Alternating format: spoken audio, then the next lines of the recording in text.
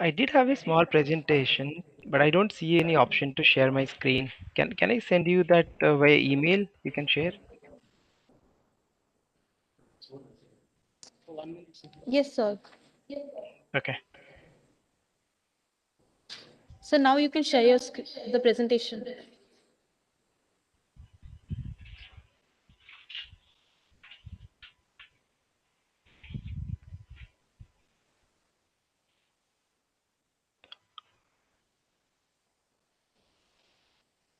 Am I still connected? Yes, sir, you're connected. 1 second.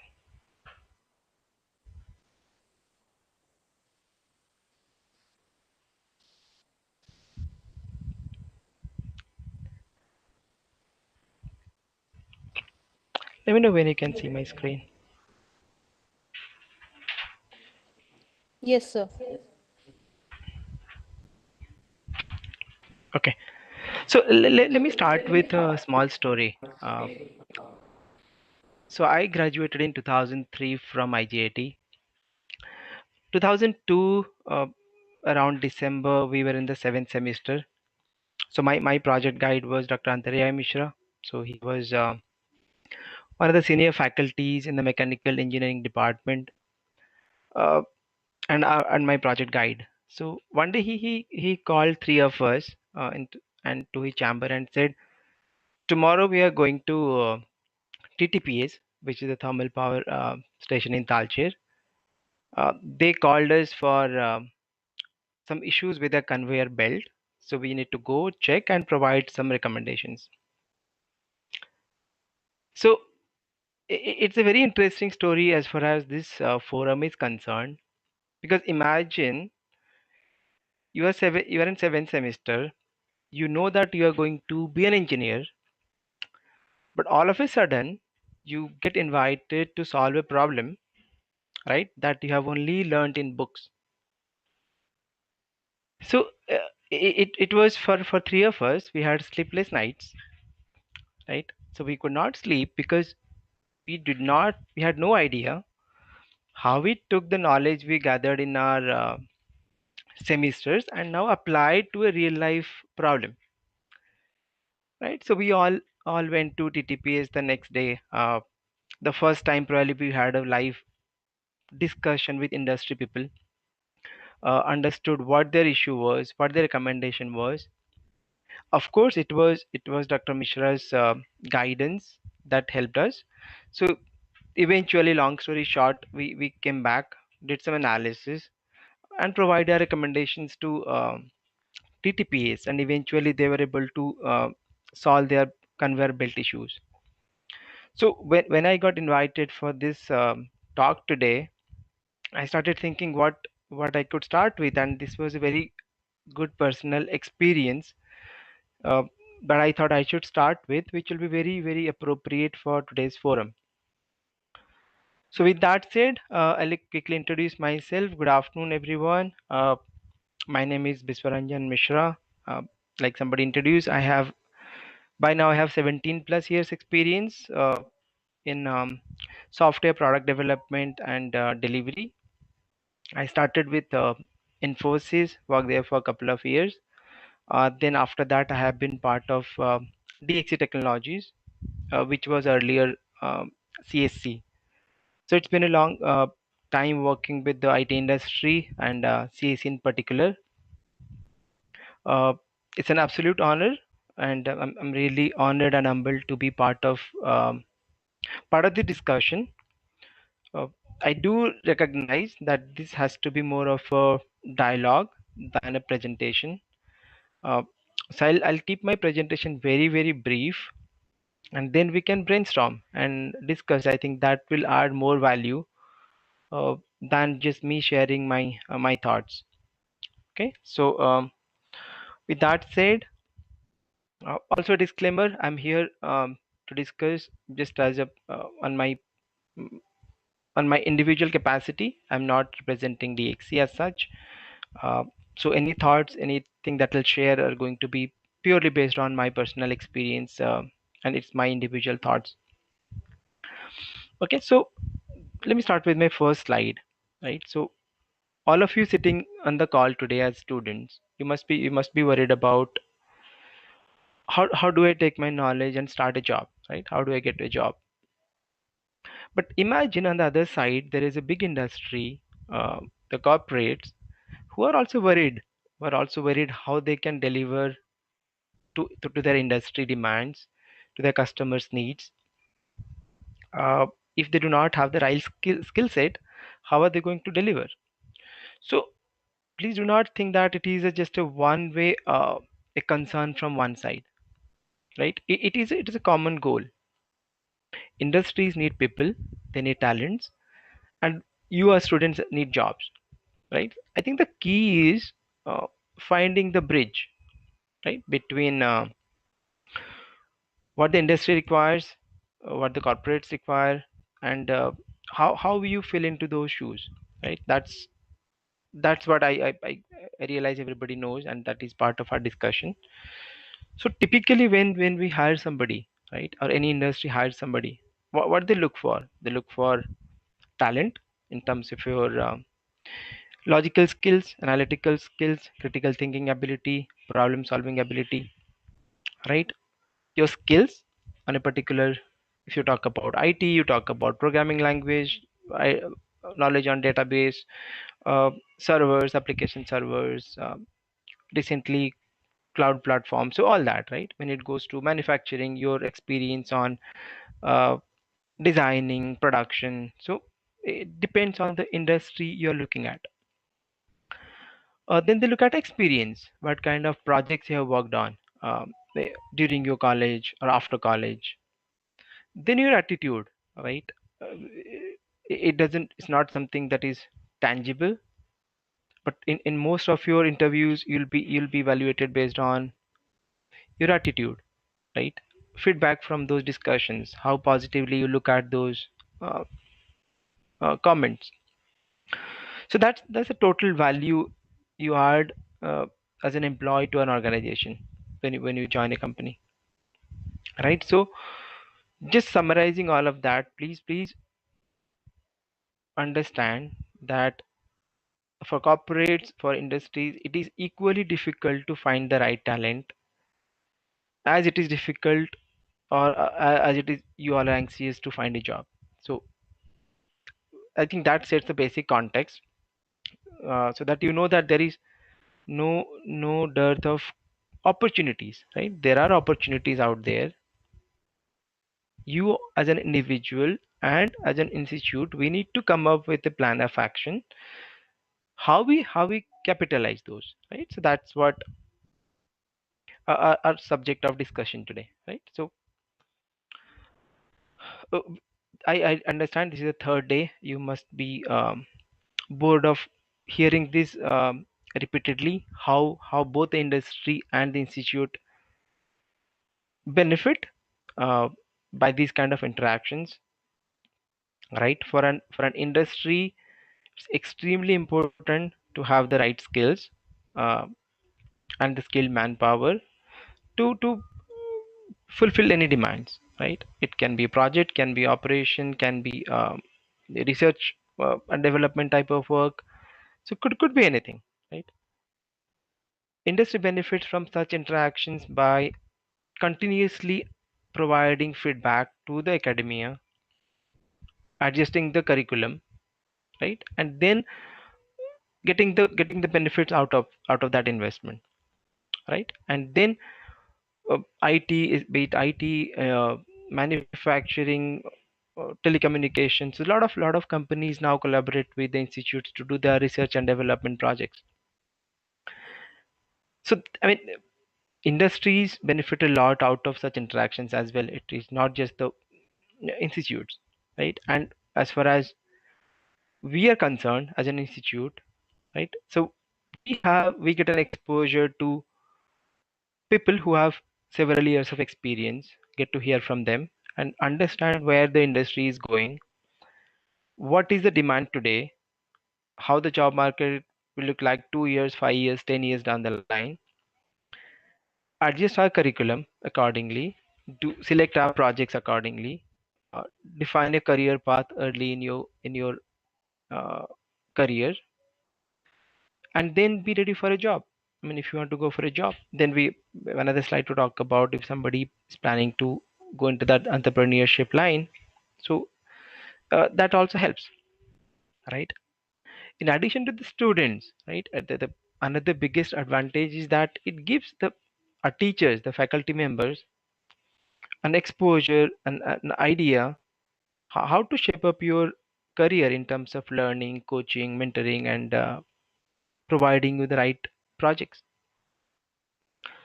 Okay, so I think yeah, that's part of what I wanted to talk about in this slide. That it is a mutual benefit that we leverage from these kind of partnerships, right? So now what I want to focus mostly on is how do you go about it, right? So I personally feel that there has to be three steps, right?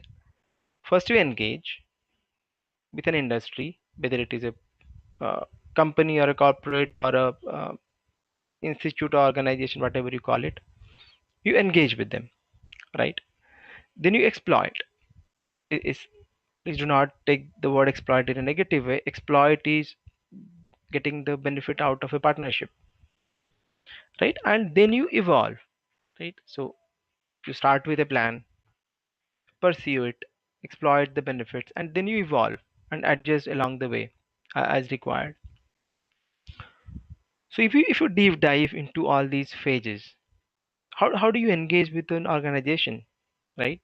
Sitting right there in Sarang, and then how will you connect with an company in Bangalore, Hyderabad, Chennai, or wherever it is, or even outside India? How will you do that, right? So part of it, what you are currently doing right now, this forum, right? You all are taking that effort to organize the workshops, conferences, to bring in industry representatives or experts to discuss, right? You share your pain points, understand what the industry needs. So this is definitely the a very welcome step uh, in that direction. Then how you engage with alumni, right? This is where the alumni can play very important role, right, for connecting the organization to the companies or the organizations. That's where the alumni can play a very big role as the bridge. Please understand that as an individual that you own it. You are responsible to crack an interview, uh, to be selected for a job, to prove that you will add value to the job, right? So that's where the alumni may not play a big role, but at least connecting you to the job is something that the alumni can help with. Okay, so now let's say we have a partnership or MOU or whatever you call it, or just a informal understanding with a company, with an organization. So as part of that partnership, now you start to understand their needs, right? What what kind of demand in terms of human resources they'll have in next 2 years, 5 years, and with what skill set. Once you do that, look for a win-win, right?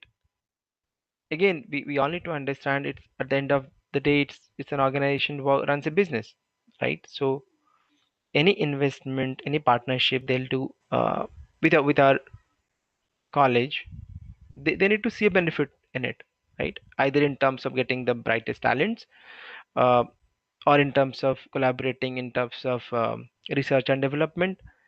So there has to be a mutual value proposition, right, for both the sides.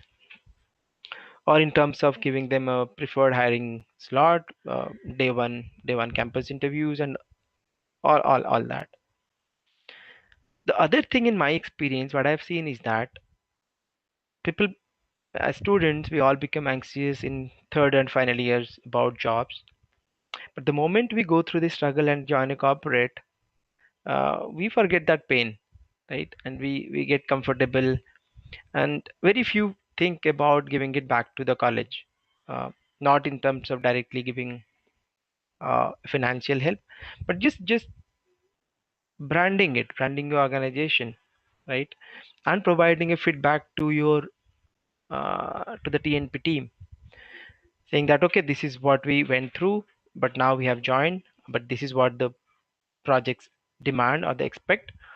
So I think it's very important that we all continue that feedback loop once we join the company, provide that input back to the college, so that if there is anything that need to adjust in the process, uh, they could do that. And the third step I feel should be, then we evolve that partnership. Be known for something in particular. It's very good to be a generalized expert, but I have failed in last 15, 16. Our college should be known for something in particular, right? You pick anything, could be in terms of a center of excellence in terms of designing, center of excellence in terms of, let's say, robotics, center of excellence, let's say, in terms of supporting the evolving electrical car market, could be in terms of these digital payments. So I think you all, when we say we, that the students and the faculty members, uh, the current ones, should think about being known for something, right? Which will tremendously help in branding. So if a company has a need for something in particular, our college should be the first one to come in their mind. So I feel that that is very, very critical to have our own USP, uh, our selling point, and be known for something uh, particular. Okay. Now, because I am from IT, so I just wanted to uh, give a hint where the industry is growing. I am pretty sure you all are familiar, you're updated with what's going on with IT industries, right? It's a very exciting time to be associated with an industry which is fundamentally changing everything, right? You look at banking, real telephone, telecommunications, manufacturing, healthcare, insurance, anything, any industry you talk about, IT is changing the entire landscape. It is changing how people operate, run their projects, how they optimize. Uh, so IT is playing a very, very key role. So these are some of the latest IT trends. I'll not read through that, but I'm pretty sure you know what's going on in the IT landscape.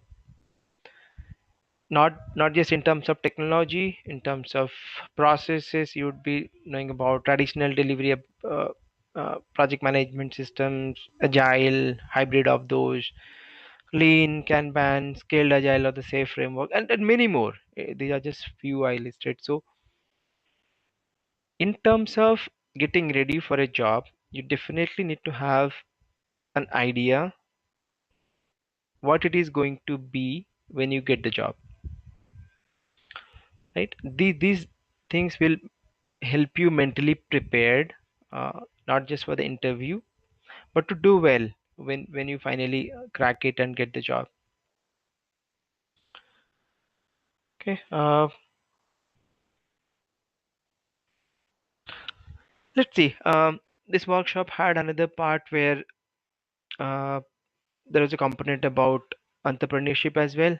I'm not entrepreneur myself, so I don't have that thought process, but I can share my thoughts, discussing with my friends, my colleagues. If any of you on this call want to pursue an entrepreneurship line, so I think that's what this is how you should be thinking every single day. Uh, for you, everything is an opportunity. Every problem majority of us complain about becomes an opportunity for you, because the foundation of being an entrepreneur is not just making money, creating jobs. These are definitely uh, a secondary aspect of it, but you eventually have to solve a problem, right, that people are willing to buy. right? Every time there is a disruption, right, whether it is industries or technology, you should be questioning how I can benefit, what's in it for me, right? So if you think about, I just briefly talked about this new shift towards renewable energies, electrical vehicles, digital banking. Uh, so as students, you should be thinking, right, how I can contribute to that growing industry and how I can get my share out of it, what problem I can solve, right? So uh, you all should be collaborating with each other. Uh, please realize the potential of hundreds and thousands of engineers sitting together, uh, brainstorming, collaborating, and then see how best you can utilize their time, right? So don't miss the bus, right? uh, take that first step. It doesn't have to be big. Can You can start small, fail early, right? Everybody fails, but it's important to learn. So start early, succeed. If not, fail early, again try and again succeed. So and connect to stay connected to the alumni. See what they are doing, right? You don't have to start something fresh every time. You can collaborate and be part of something that somebody is already doing. All right. So if I talk about my friends in my batch, that I am very glad to see that three persons have started their own ventures. So connect uh, through different platforms to your alumni and see how you can contribute. Take their research projects, deliver something, and then eventually partner and then grow together. Right. So I believe these are some of the things how you all should be thinking if somebody is really not looking for a job and is planning to start something on your own. So with that said, I'm done with my part. Like I said, it's better that it should be a dialogue instead of a presentation or a monologue. So once again, thanks for the opportunity to share my thoughts. uh, and I really wish everybody good luck in your careers. So I'm done. So can we open it up for Q&A or any kind of discussions? Let's not be in a Q&A also. Let's just have a open discussion. Yes, sir. Thank you, sir, for your valuable words. It was a lovely session. Now, there are a few questions by some of students. I would like Shubhashri to ask the questions.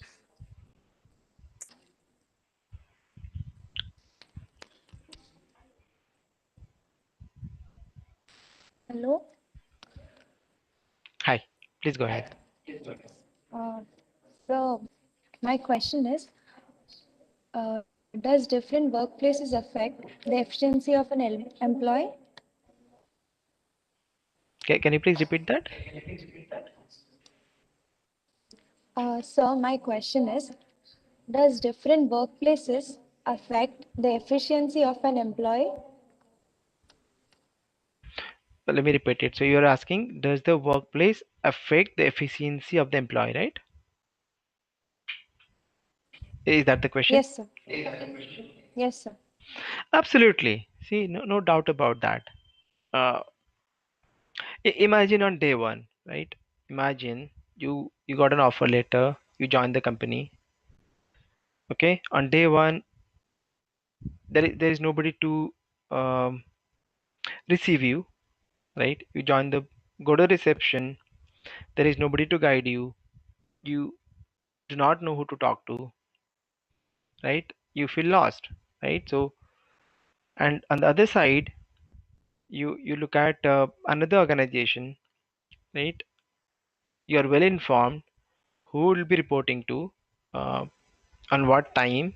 Okay, there'll be a person to receive you, introduce you to a team on the same day, arrange for the logistics, uh, and then briefs you about the project, right? And then you get started. So you'll feel a difference, right?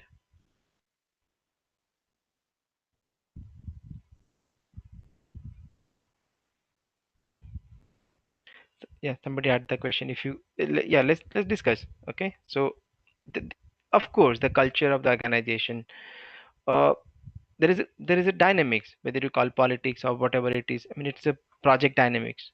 How you collaborate, how the company encourages peer learning, how the company encourages uh, people reaching out to their superiors, right?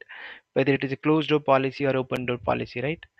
So I definitely feel your question. I mean, organization definitely affects how uh, an employee becomes efficient. Just to add to it, be in terms of investment, in terms of career progression, in terms of training, in terms of growing, right? Taking up new skills. So every company has their own approach to it, and I definitely feel all that play a very important role uh, in improving you as an uh, as an individual and how you operate. So I absolutely agree to that question.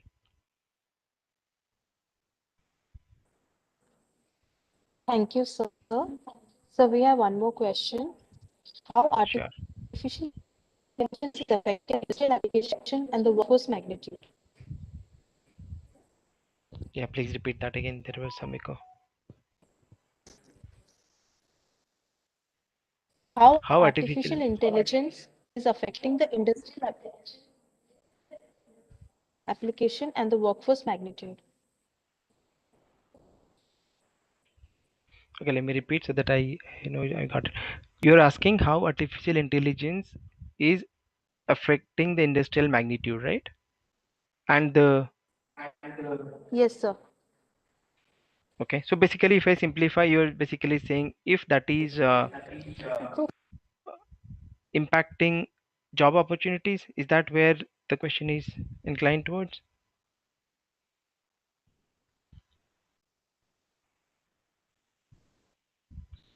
I'm sorry, I'm still not getting the question clearly.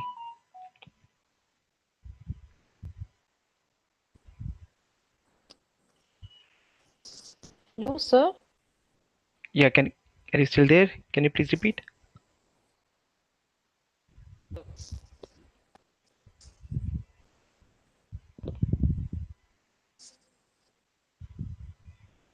Sir, am I audible?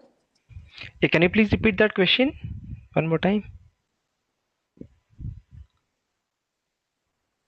I can hear you.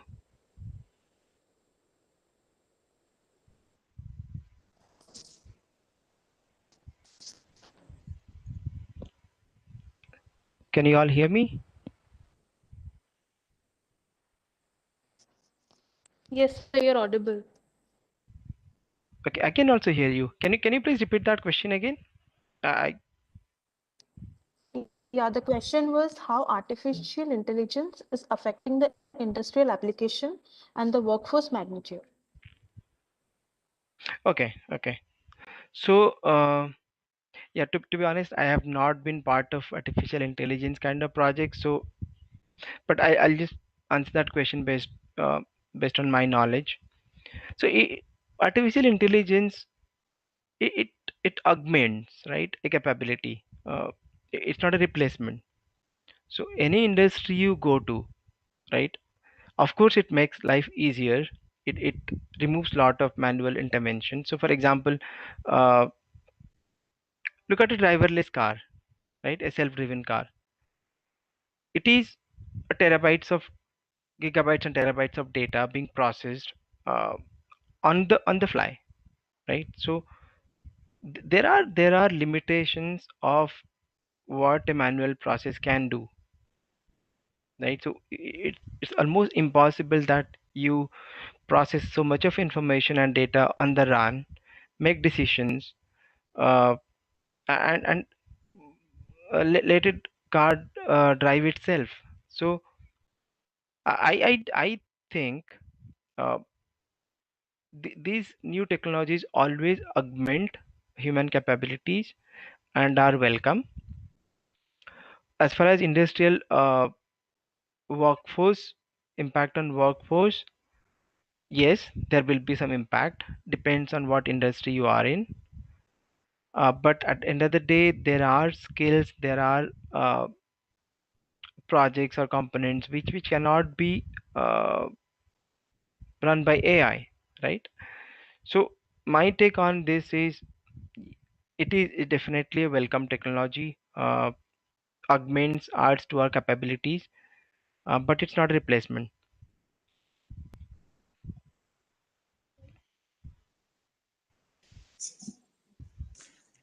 So we have one more question. Okay. Is it both ways? Can I ask questions or also? Yes, sir. Okay.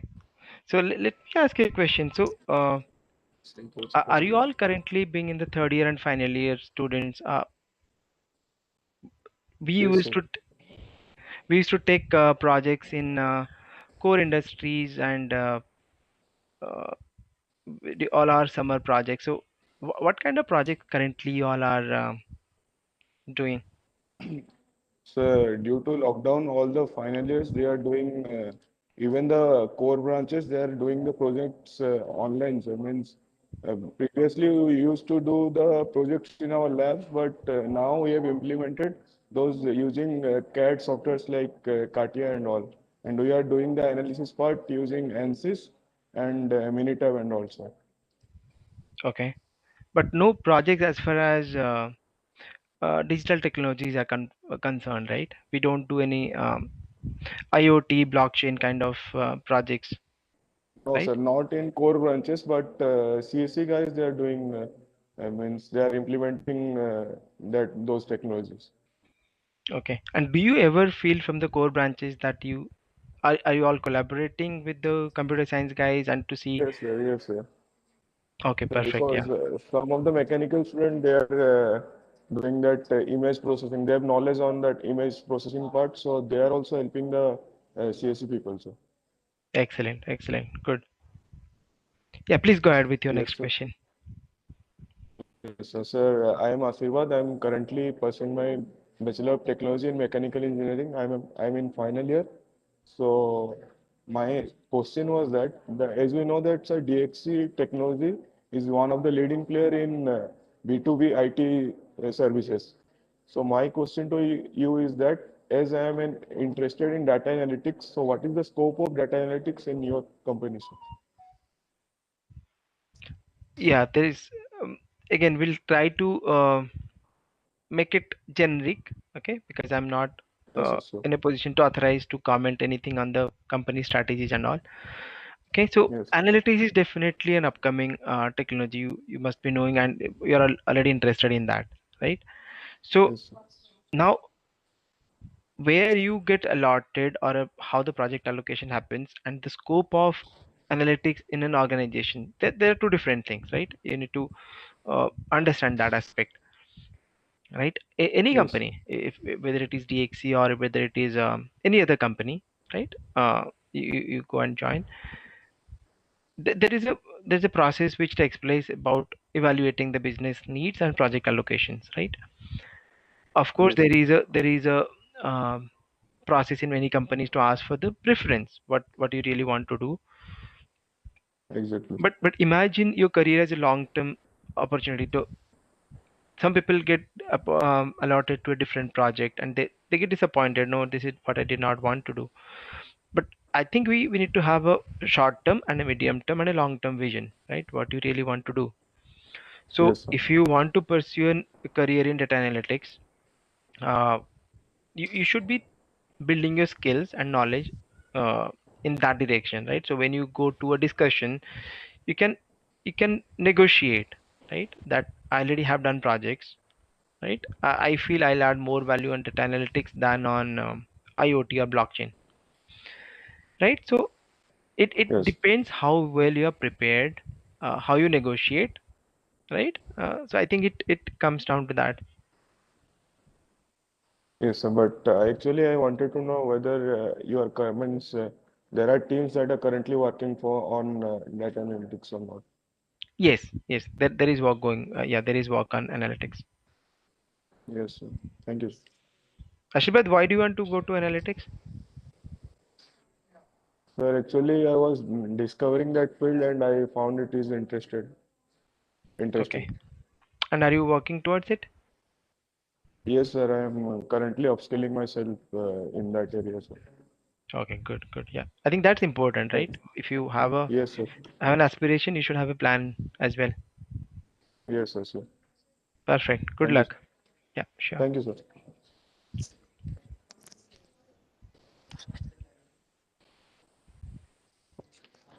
So that is it for the questions.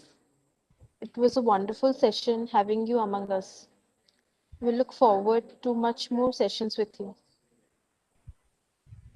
Thank you. I hope I provide some insight. I may not be as experienced as some other speakers, but um, I've always been proud of the institute in spite of uh, challenges being there. So, on a closing note, once again, thank you for having me on this workshop. Please feel free to connect with me anytime. Right, I'm open. You can get my number from through Chaudhary sir, and then connect me. If you drop me a note in case you have any questions, want to know something more. So always welcome. Thank you, sir. Thanks.